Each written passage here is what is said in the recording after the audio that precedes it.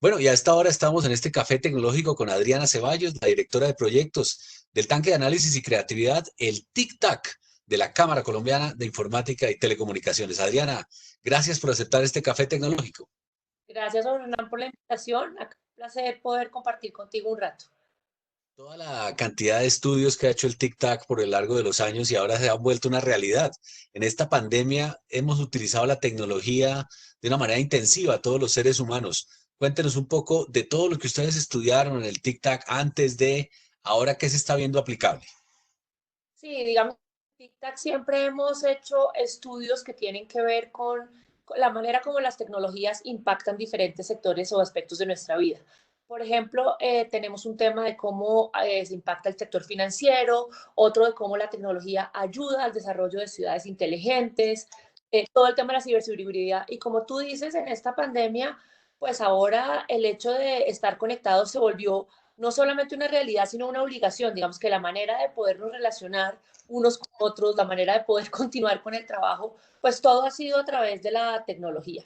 Entonces, efectivamente, digamos que toma mucha relevancia todos los temas que venimos tratando desde hace tiempo. Uno de ellos es importante, Adriana, fue todo el marco regulatorio que se preparó antes de la Ley de Modernización de las Telecomunicaciones, que se ejecutó afortunadamente antes de la pandemia. Cuéntenos elementos que ustedes hubieran encontrado que sirvieron como base para esos debates en el Congreso, para que los legisladores tomaran. Afortunadamente se dio y que permite que estas compañías que proveen Internet y telecomunicaciones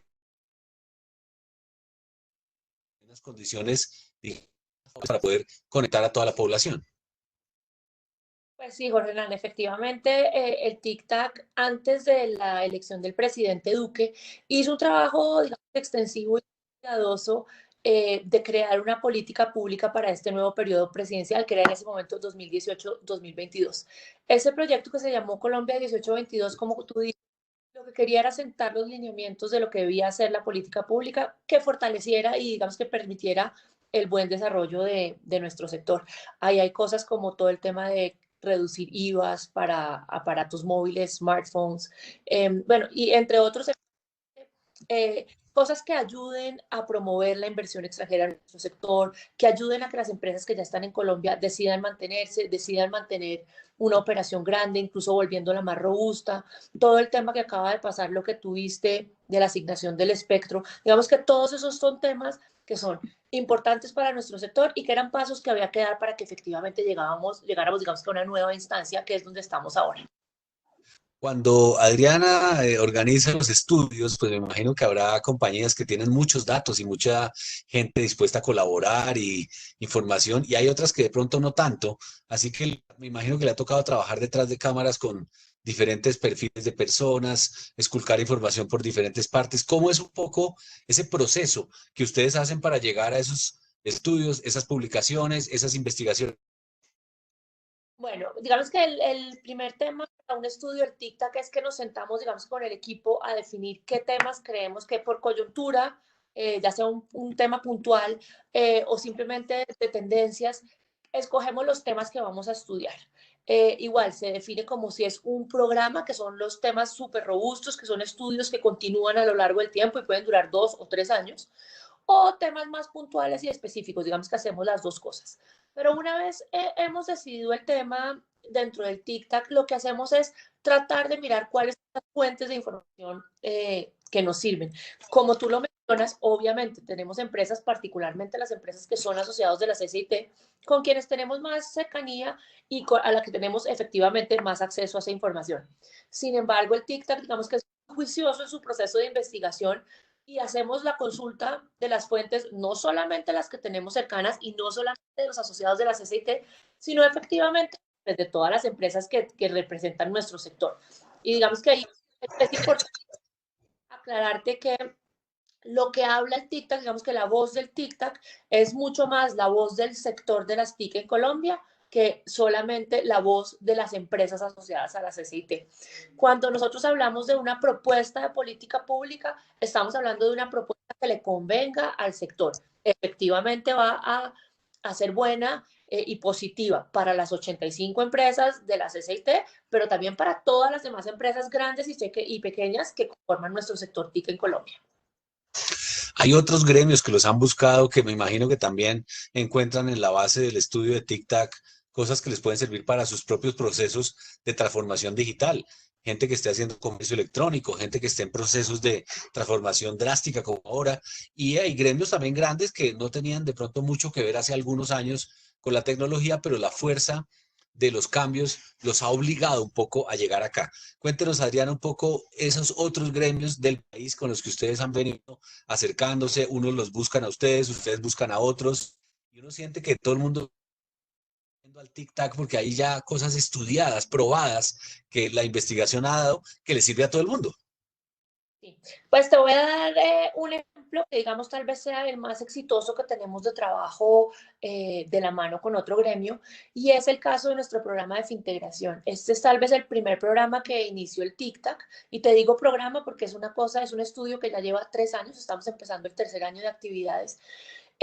Y el objetivo de este programa era identificar cómo las nuevas tecnologías afectaban al sector financiero, cómo habían cambiado la manera de actuar de los bancos, cómo se relacionaban entre ellos y con sus usuarios o ciudadanos del común.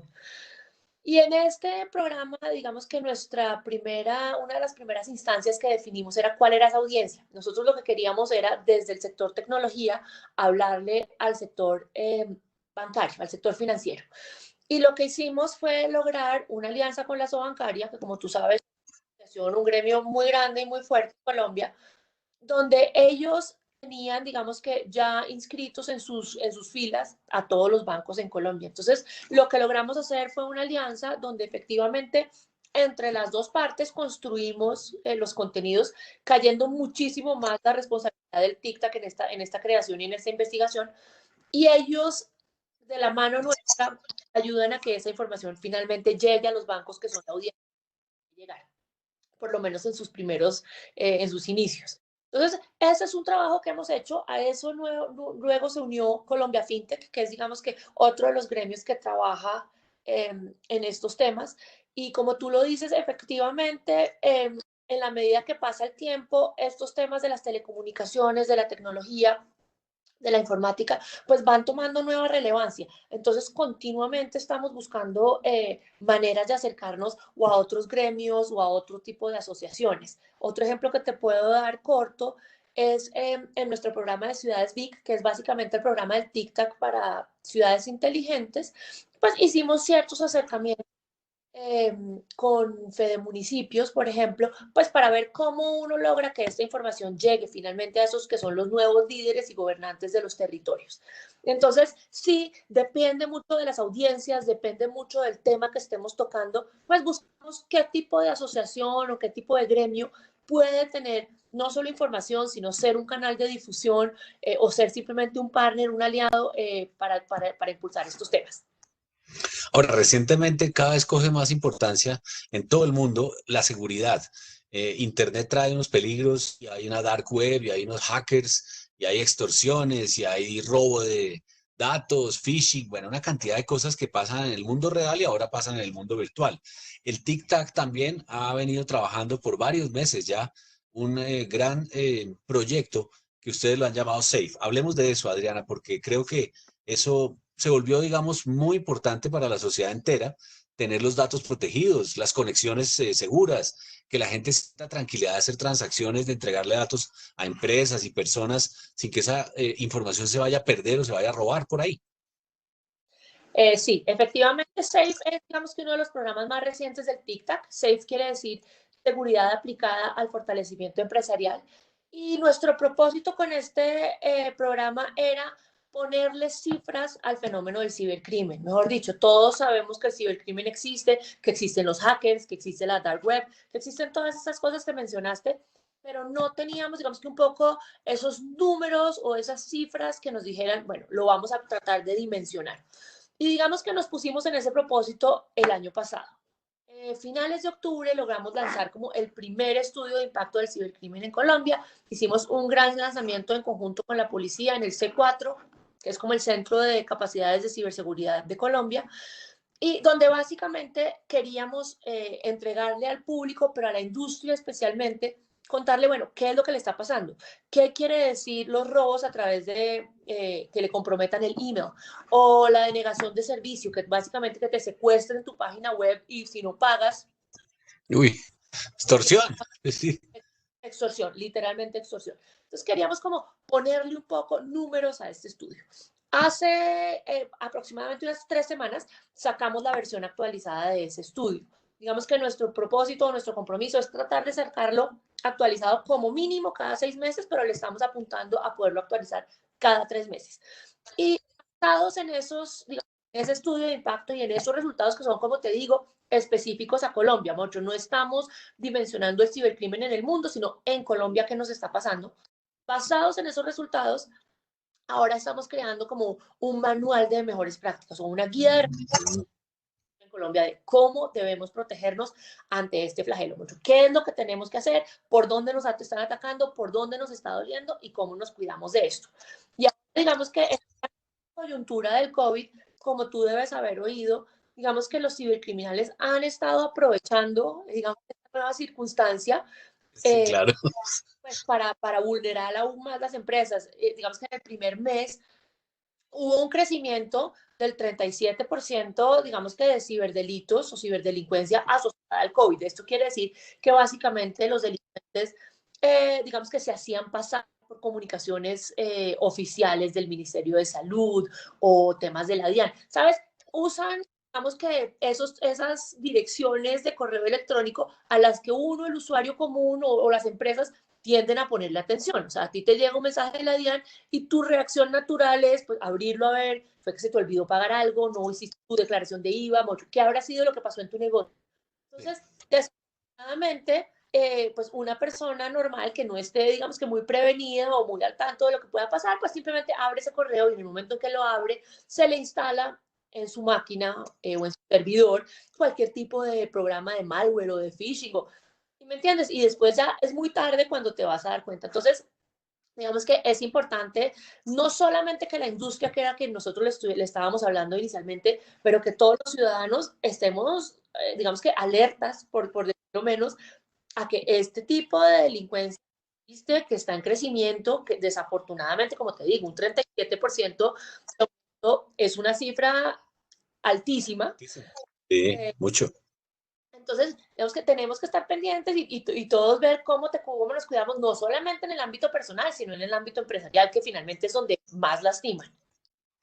Por último, Adriana, así como en la CCIT han venido ingresando compañías que de pronto hasta hace muy poco tiempo entendieron la transformación digital, están buscando nuevos horizontes, porque este es un gremio que venía de pronto con un nicho muy específico, su mismo nombre lo dice, pero prácticamente hoy cualquier empresa está usando tecnología en sus canales de distribución, producción, mercadeo. Entonces, siento uno que al ver las nuevas figuras integrantes de la CCIT, pues se amplía el panorama. Igualmente le debe pasar a la TIC-TAC.